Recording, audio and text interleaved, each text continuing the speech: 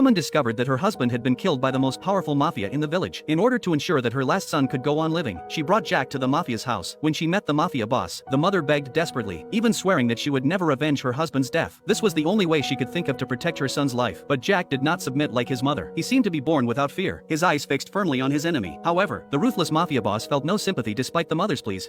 No.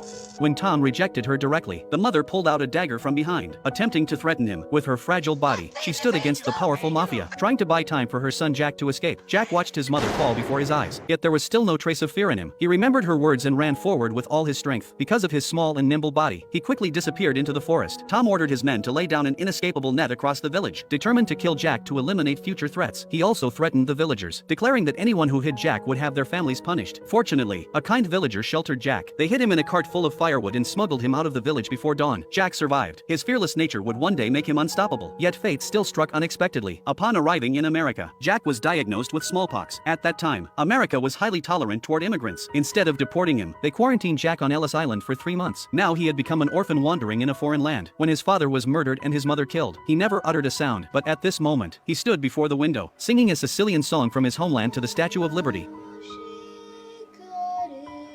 No one could have imagined that this lonely 9-year-old boy would one day carve out a place for himself in this land of freedom.